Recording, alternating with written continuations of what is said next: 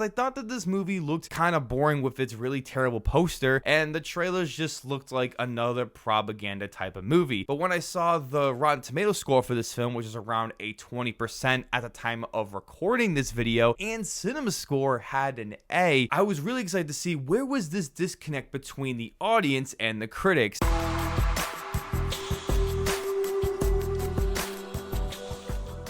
Reagan is directed by Sean McNamara, and it stars Dennis Quaid in the lead role as Ronald Reagan. There has been so much chatter and talk about this film, especially because it's still hanging in the top 10 at the box office this weekend. Are people actually interested in this movie? Reagan is still hanging around, so I figured I'd go check this movie out, and I gotta tell you that this is one of the most hilariously terrible movies I have seen in quite some time. This movie was actually so entertaining to watch. So let's just get right into the specific negatives I have with this film, and I do have to start with the propaganda, because let me tell you, the propaganda in this movie is so ridiculous. Facebook had to ban the marketing of this film on their social media platform. Someone like Dennis Quaid, who got really upset over this, doesn't even want to talk about the fact that this movie isn't actually a film. It's just straight up propaganda, clearly catering towards the conservative party, which I understand with a movie like this, and especially when it's finally released 3 years after its intended release for the election, because they couldn't get a distributor for this movie. I wonder why, because this film is flopping at the box office right now. This movie is not interested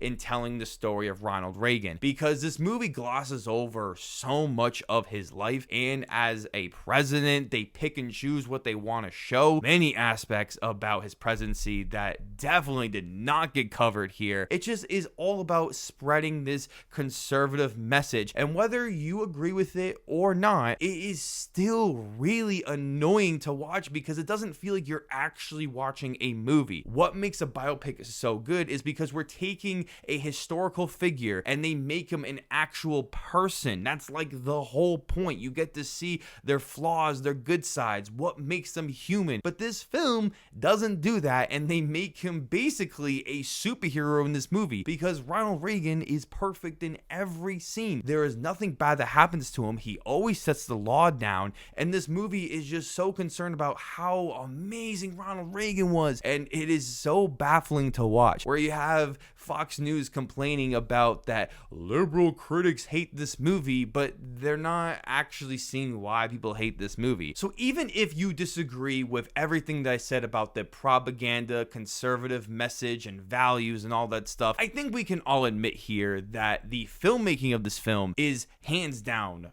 terrible. The editing in this film was just giving me a headache, and there are so many cuts in this film that are so unnecessary, and they cut from these different angles that are so ugly and distracting. And honestly, the editing is so bad that I think an average person, I think they would even pick up the fact like, hey, this movie like looks weird. But it could be that the original runtime for this film was over 3 hours. I don't know if I could handle a whole hour and a half more of this film. It is hilarious, but do I want this movie to keep going? I'm not all that sure. The cinematography in this film is absolutely atrocious. I couldn't even really tell like what they were going for. There are these flashback sequences where the cinematography is so bad, and that's where you really want the cinematography to shine. The visual effects in this movie are also terrible, where there is a ton of de-aging in this movie. You can literally tell that the de-aging is so bad when you see them younger. You can tell where their wrinkles are supposed to be, and I am pretty sure there's a lot of generative AI in this film, because there are some moments where there are characters talking in this room and it's flashback sequences, but like the background looks so blurry and weird. I mean, I had to do a lot of research on it, and I didn't hear anybody talking about AI, just for the fact that it seemed like the filmmakers originally wanted to use more AI before getting Dennis Quaid to star as Ronald Reagan, but that doesn't mean that they didn't use AI. And then we gotta talk about the makeup and hairstyling, because let me tell you, it's definitely not gonna win an Oscar. It is terrible. The hairstyling on Dennis Quaid's head is so bad. It doesn't look real at all. Everybody's just makeup. It all just looks so fake. And this ultimately just comes down to the direction of this film. Sean McNamara, who you may not know or you may know, but if you just look at this filmography right here. With Neptune as my witness, May you never experience the unholy terror. And I think it kind of explains why this movie doesn't really feel like a theatrically released film. It feels like a really cheap made-for-TV film, because that is a lot of the movies he has made. There are so many exterior shots that just look so bad. Like, they just used a drone and they just flew it over an area and they're like, hey, look, it's San Francisco. Oh, hey, it's London. But they have to have a little name tag for every single one of these places, even though these are like historical landmarks. And I'm surprised they didn't put Washington, D.C. when they showed the White House like 400 times. And this all leads to the bad performances in this movie, where Dennis Quaid is just so bad in this film. All I saw was Dennis Quaid. I didn't see Ronald Reagan. All I saw was Dennis Quaid. And I know he has a true admiration for Ronald Reagan, and Dennis Quaid is a really good actor, but he was just not right for the role. Even with Penelope Ann Miller, who plays Nancy Reagan, and she's also terrible. And then you have Jon Voight in this film. I mean, it is embarrassing with this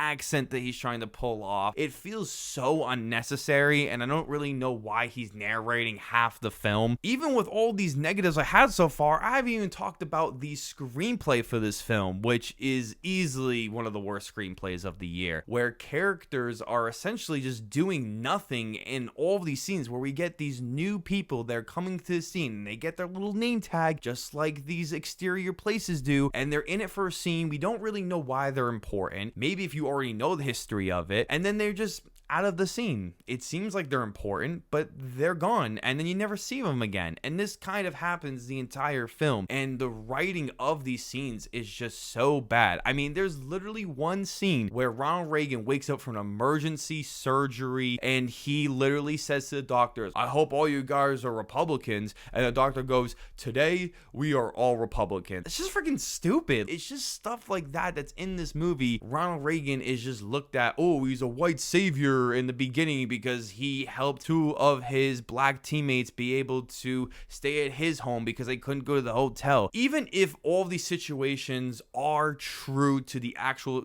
extent and not dramatized, the way that these scenes are presented is like the white savior thing, because that scene's only in there just for that, and then nothing happens ever again. This film also carries a $25 million budget, which is actually insane because this movie looks so cheap. All of these locations that they go to just feel like they're in sets. You couldn't even get the Oval Office to actually look convincing, which you easily could have. I mean, if you're a movie studio and you got $25 million, I think you should be able to make it actually look convincing. So I bet you guys are probably wondering, do I have any positives with this film? Well, I guess for the fact that people love this movie, and that there are moments where it does follow a linear story at like the second half of the movie, even though this movie is really long and still entertaining, but at least like people could follow this movie. The beginning is just an absolute train wreck, but at some point it does just go a certain way, and they're just random scenes all tied together. Like, I know that's how a real movie is, but